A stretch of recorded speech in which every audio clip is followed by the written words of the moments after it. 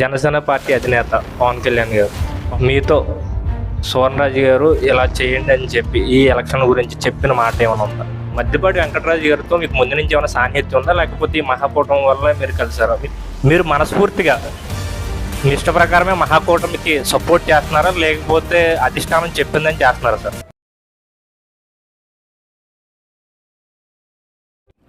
Hi friends, welcome back to DJ rover YouTube channel అయితే like చేయండి, share చేయండి, subscribe అయితే చేయండి.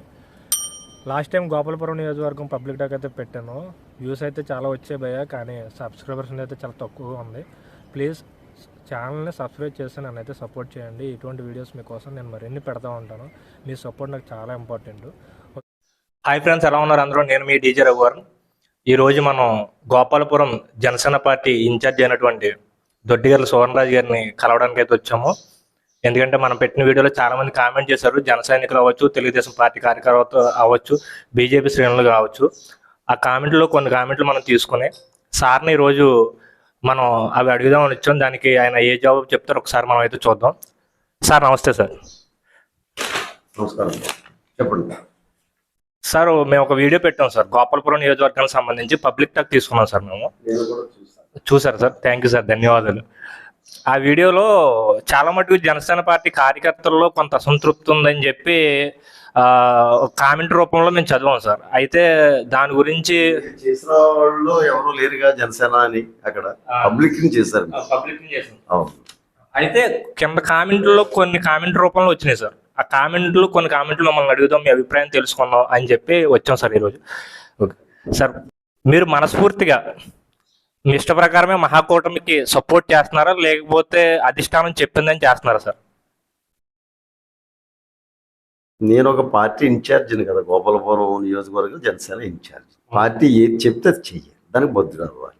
నా ఇష్టంగా చేయడానికి ఏముంటుంది అంటే పార్టీ అధిష్టానం ప్రకారమే మీరు ఇష్టపూర్వకంగానే మీరు మద్దతు ఇస్తున్నారు.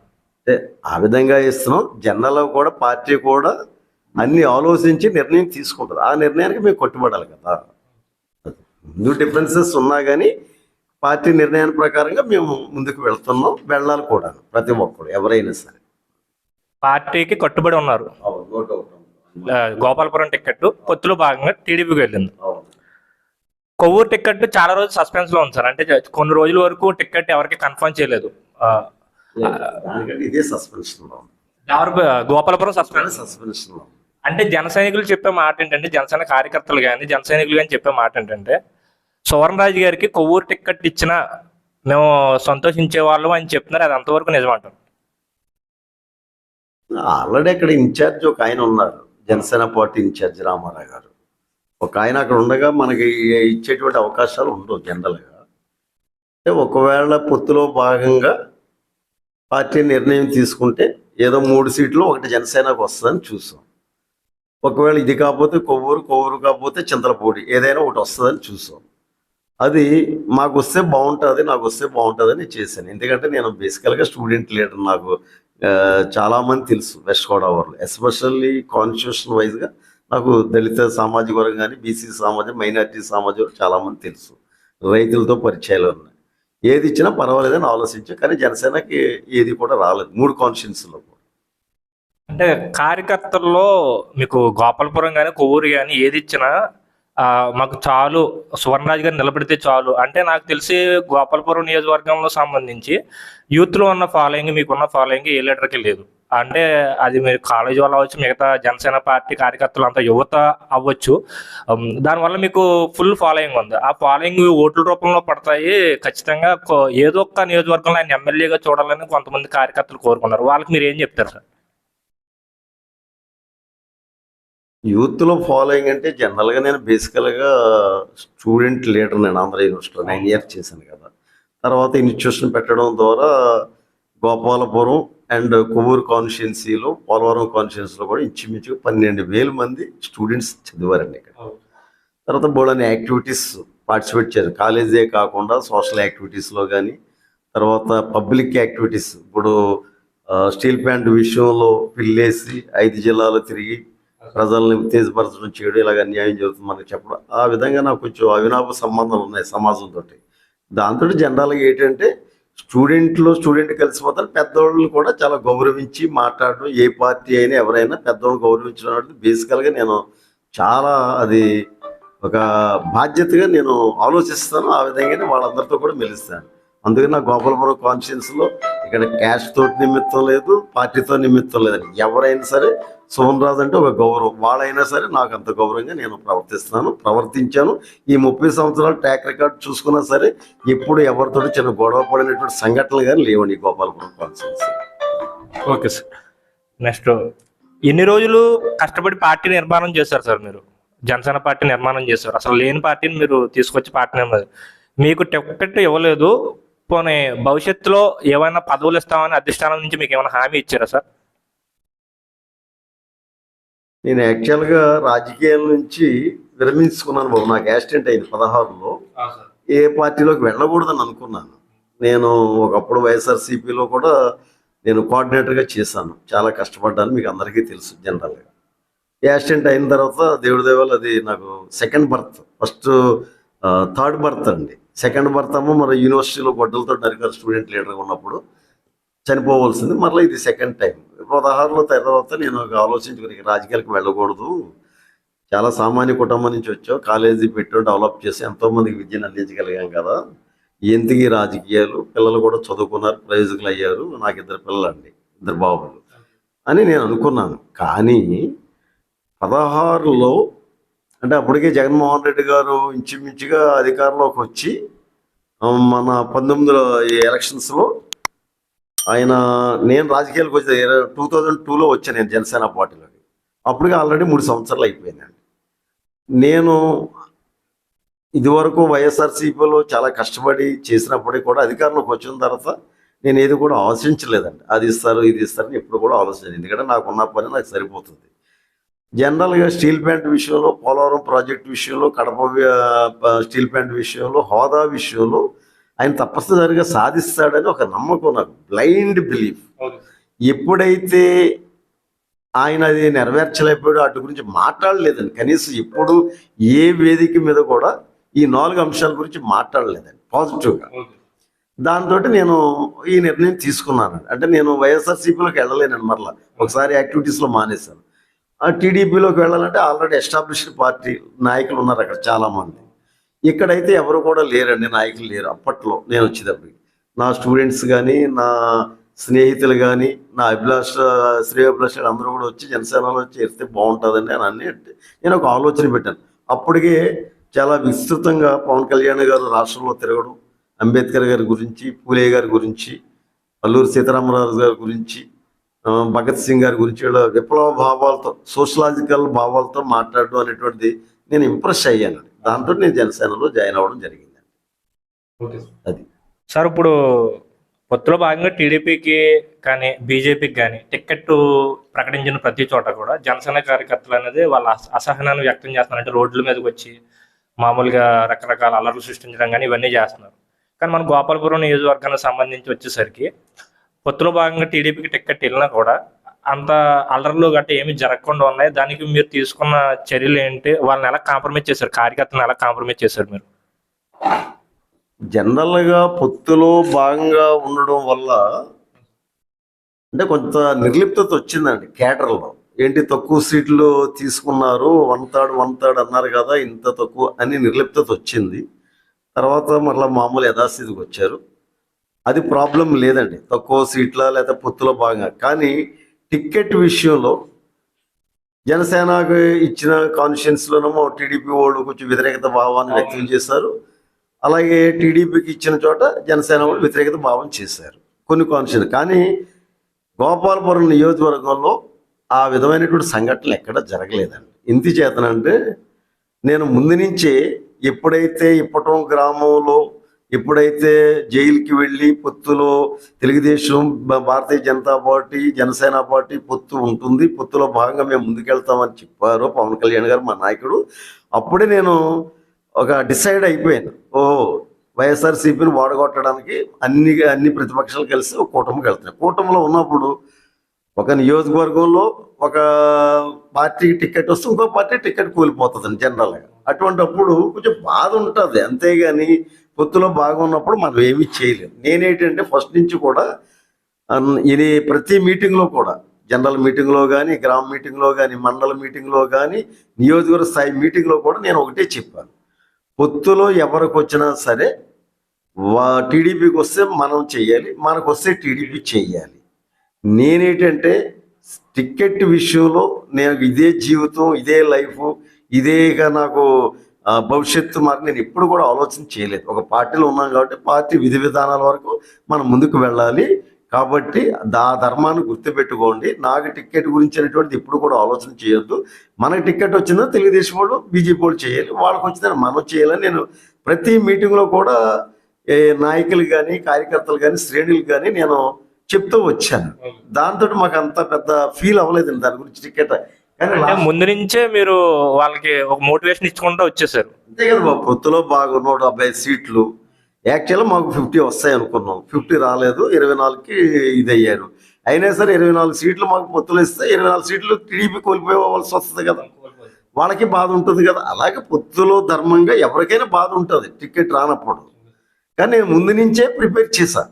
దేవుని ఆశీస్సులు ఉంటే టికెట్ వస్తుంది, రాకపోయినా పర్వాలేదు. మన పార్టీ గురించి, పార్టీ సిద్ధాంతాల గురించి, పవన్ కళ్యాణ్ గారి ఆలోచనలు కార్యరూపంలో పెట్టడానికి మనం ప్రయత్నం చేయాలి. నేను ఇప్పుడు అన్ని గ్రామ మీటింగులు, మండల మీటింగులు, నియోజకవర్గ మీటింగ్లో కూడా నేను చెప్పడం జరిగింది తరచు. అలాగే పర్సన్ టు పర్సన్ మాట్లాడినప్పుడు కూడా, సార్ మన టికెట్ వస్తుందా అంటే, టికెట్ వస్తుందో రాదో మనం ఏం చెప్పలేము, మన చేతిలో ఉండదు, పొత్తులో భాగం కదా ఇది.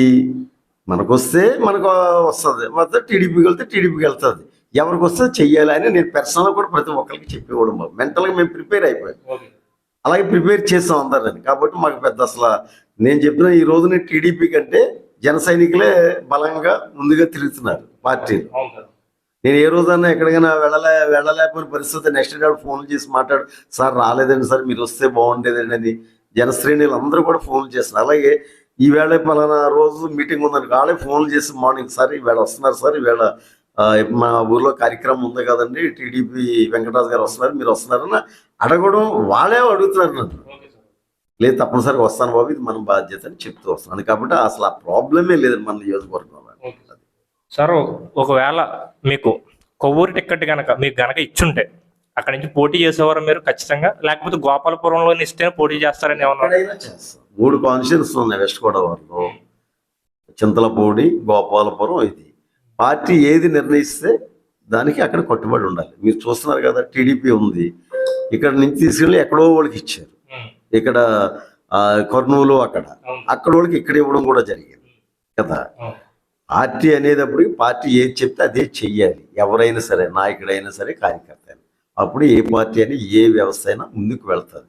అంతేగాని నాకు ఇక్కడే కావాలంటే అది అసలు సాధ్యమే కాదు అసలు. అంటే ఇప్పుడు భవిష్యత్తులో మామూలుగా వేరే చోట మీరు పోటీ చేయడానికి సిద్ధంగా ఉన్నారు? పార్టీ ఆదేశిస్తే, పార్టీ నిర్ణయం తీసుకుంటే ఆ నిర్ణయానికి మనం శిరస వహించాలి, తప్పదు, ఏ నాయకుడైనా సరే. అలా ఉన్నప్పుడే ఆ పార్టీ, ఆ వ్యవస్థ ముందుకు వెళ్తుంది, లేకపోతే చాలా కష్టం అన్నది. సార్ ఇప్పుడు మొన్న జరిగిన నామినేషన్ కార్యక్రమం వచ్చేసరికి అందరూ చెప్పే మాట ఏంటంటే 100కి 60 మంది జన సైనికులు, అంటే 60% జన సైనికులు ఉన్నారు నామినేషన్ కార్యక్రమంలో అని చెప్పి అంటున్నారు. ఆ నామినేషన్ కార్యక్రమం చూసిన తర్వాత మీకు అనిపించిందా నేనే పోటీ చూస్తుంటే బాగుండేమో అని మీకు అనిపించిందా? ఎక్కడైనా అనిపించిందా మీకు? మీరు చెప్పింది 100% కరెక్ట్.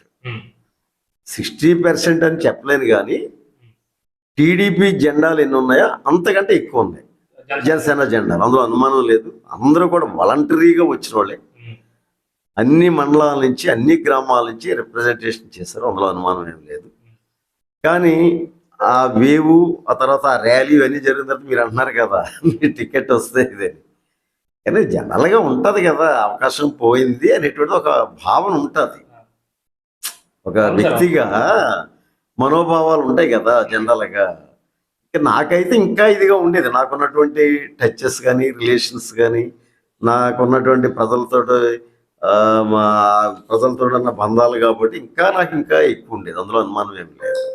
కానీ ఆ భావన ఉన్నప్పటికీ కూడా మన ఒక పార్టీ చట్టంలో ఉన్నాం కాబట్టి ఆ భావన ఉన్నాగా నేను దిగమింకున్నాను దాన్ని. జనరల్గా ఉంటుంది నేచురల్గా. అంటే ఒకవేళ టికెట్ ఇస్తే ఇంకా భారీగా ఉండదని అందులో అనుమానం ఏం లేదండి అసలు. ఇప్పుడు నేను అసలు ఆర్భాటం కూడా చేసి ఉండేవాడిని కాదు. కాలుకి బలభం కట్టుకుని ప్రతి గ్రామం తిరిగి అందరినీ కలిసి ఉండేవాడిని, వివరించి చెప్పి ఉండేవాడిని. జగన్మోహన్ రెడ్డి ప్రభుత్వాన్ని ఎందుకు గద్దె దించాలి, అలాగే జగన్మోహన్ రెడ్డి వల్ల ఈ రాష్ట్ర ప్రజలకి, ఎస్పెషల్లీ దళితులకి, ఎస్టీస్కి, బీసీలకి ఏ విధంగా అన్యాయం చేసిందనేది ఇంటింటికి తిరిగి ప్రచారం చేసి ఉండేవాడిని. అంతే కదా, ముందు వాళ్ళ మైండ్ సెట్ని మార్చాలి మనం. అది ఆ కార్యక్రమాన్ని నేను బృహత్తర కార్యక్రమం చేసి ఉండేవాడిని. అలాగే దానికి అన్ని వింగ్స్ ఎక్కడికెక్కడ ఇది చేసి గ్రామాల వైజ్గా, మండలాల వైజ్గా, నియోజకవర్గ వైజ్గా ఎప్పటికప్పుడు ప్రభుత్వం చేస్తున్నటువంటి తప్పుల్ని, ప్రభుత్వం చేసిన అన్యాయాల్ని ఎండగట్టేవాడు. అందులో అనుమానం లేదు. ఈ రోజు కూడా నేను ఎక్కడ మాట్లాడినా జగన్మోహన్ రెడ్డి దళితులకి, బీసీలకి చేసిన అన్యాయం, ఈ రాష్ట్రానికి చేసిన అన్యాయం గురించి నేను మాట్లాడుతున్నాను. సార్, ఇప్పుడు మధ్యపాటి వెంకటరాజు గారితో మీకు ముందు నుంచి ఏమైనా సాన్నిహిత్యం ఉందా, లేకపోతే ఈ మహాకూటమి వల్ల మీరు కలిసారా? మీ మధ్యన ఉన్న బంధం ఎటువంటిదని ఒకసారి తెలియజేస్తారు. నాకైతే సాన్నిధ్యం ఏమి లేదండి. నేను యాక్చువల్లీ ఇక్కడ 30 years నుంచి ఉంటున్నాను. దేవరపల్లి ఇన్స్టిట్యూషన్స్ పెట్టి రైతులందరితో పరిచయం. వెంకటరాజు గారితో అయితే నాకు పరిచయం లేదు. టికెట్ వచ్చిన తర్వాత, టికెట్ రాకముందు కూడా ఇన్ఛార్జ్, ఆయన ఒక పార్టీకి ఇన్ఛార్జ్, మేము ఒక పార్టీ ఇన్ఛార్జ్. పొత్తులో భాగంగా ఇద్దరం కలిసి యాక్టివిటీ చేస్తుండేవాళ్ళు జనరల్గా. అంతవరకే.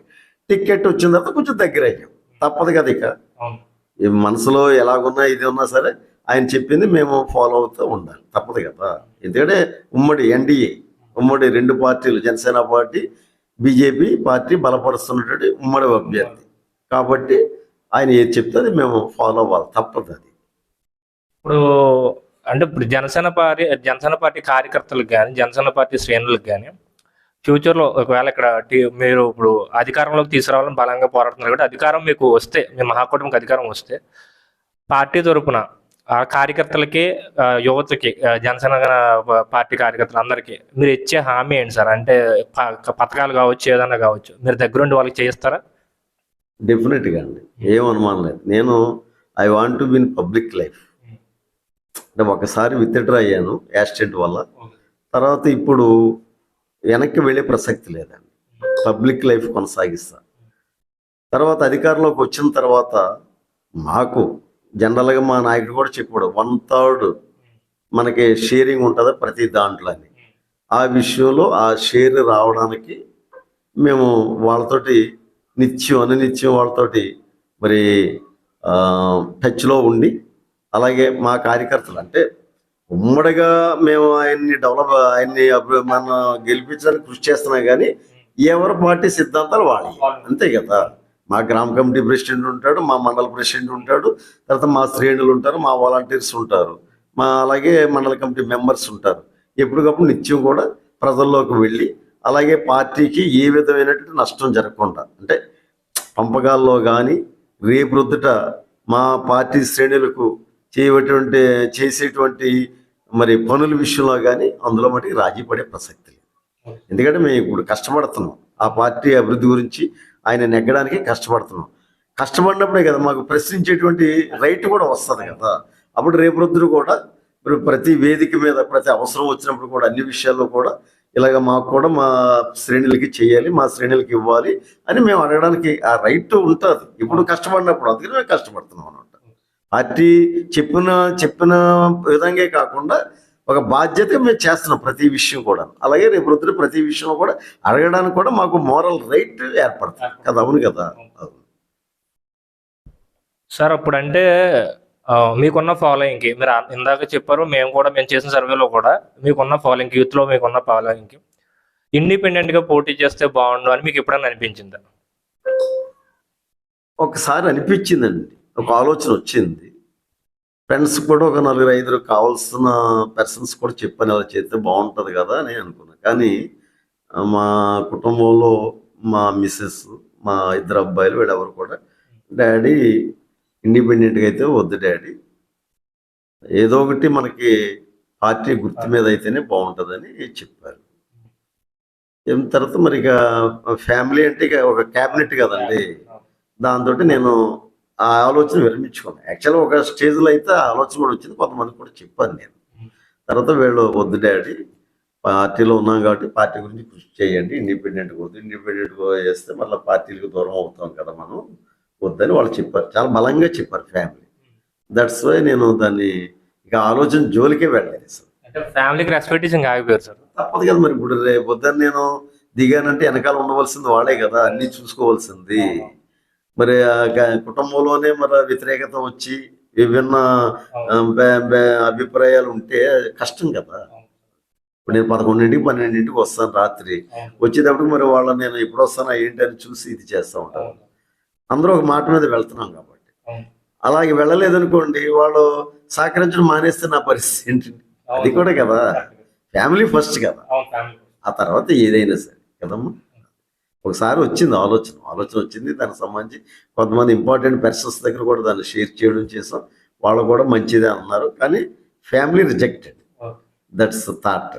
దట్స్ నేను ఇక స్టేబుల్గా ఉండిపోయాను అనమాట. అది సార్, అంటే వచ్చే ప్రెసిడెంట్ ఎన్నికల్లో, అంటే సర్పంచ్ ఎన్నికల్లో గ్రామాన జనసేన పార్టీ తరఫున సర్పంచ్ని నిలబెట్టాలి, సర్పంచ్ని ప్రతి గ్రామంలో జనసేన పార్టీ సర్పంచ్ని నగ్గించాలని చెప్పి మీరు కృషి చేస్తున్నారు, అండర్ గ్రౌండ్ వర్క్ జరుగుతుందని తెలిసినది ఎంతవరకు నిజం? తప్పదు కదా, యాజ్ ఏ పార్టీగా. ఇప్పుడు ఇక్కడ కొన్ని కోల్పోయాం మేము.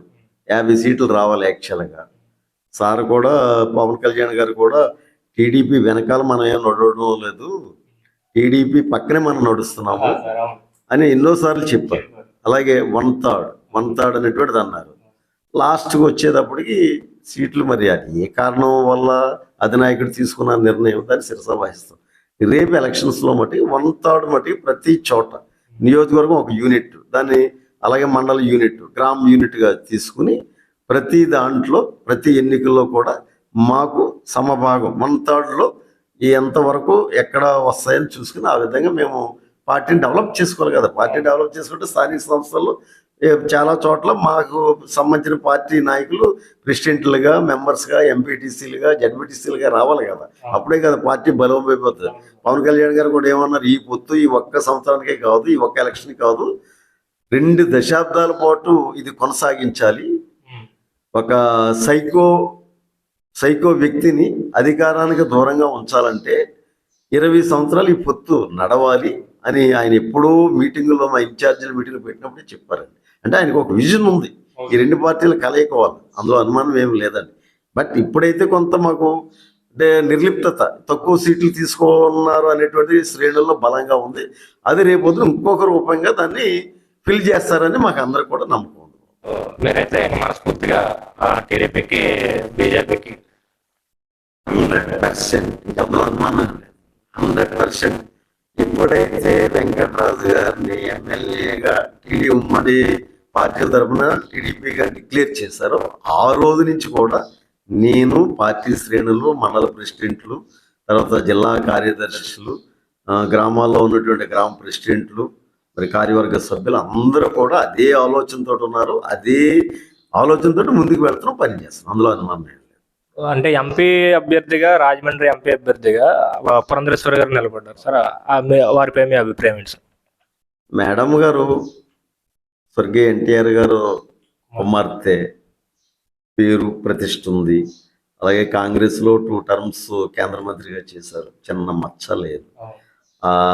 ఆ శాఖకే మంచి పేరు తీసుకొచ్చారు. తర్వాత బీజేపీలోకి వచ్చారు, స్టేట్ విడిపోవడం ఈ సంఘటనలో. మరి చాలా తక్కువ సమయంలో రాష్ట్ర పార్టీ అధ్యక్షుల స్థాయిలోకి వెళ్ళడమే కాకుండా మరి కేంద్ర మంత్రులతోటి, ప్రధానమంత్రితోటి మంచి సత్సంబంధాలు ఉన్నాయి. అలాగే ఏదైనా ఒక విషయం మీద మాట్లాడాలంటే చాలా స్పష్టంగా మాట్లాడేటువంటి ఆ జ్ఞానం, ఆ ధైర్యం, ఆ దూరదృష్టి, ఆ పరిశీలన, ఆ సబ్జెక్ట్ మీద సునిశ్చిత పరిశీలన కూడా మేడం గారికి ఉంది. తర్వాత మేడం గారు ఇక్కడ ఎంపీగా మంచి మెజార్టీతో నెగ్గే అవకాశాలు ఉన్నాయండి. ఎందుకంటే ఎన్టీఆర్ అంటే ప్రాణం ఇస్తారు మన ఏరియాలో, మీకు తెలియదు ఏముందండి. ఇక్కడ ఎంపీగా అయితే మన గోపాలపురం నియోజకవర్గానికి కొన్ని పనులు, సమాజానికి సంబంధించి, సమాజ అభివృద్ధికి సంబంధించిన పనులు మేడం ద్వారా వెంకటరాజు గారు ఈ నియోజకవర్గంలో చేయడానికి పుష్కలంగా అవకాశాలు ఉంటాయి. మేడము మనకి నెగ్గాలి, ఎసెట్ మన ప్రాంతానికి, అప్లాంట్స్ ఏరియాస్కి, ఎస్పెషల్లీ రాజమండ్రి పార్లమెంటరీ కాన్స్టిట్యుయెన్సీకి మేడం గారిని బీజేపీ క్యాండిడేట్గా డిక్లేర్ చేయడం అనేటువంటి it is a great asset to our constituency, no doubt అండి. అందులో సార్ ఫైనల్ ఒక్క ప్రశ్న.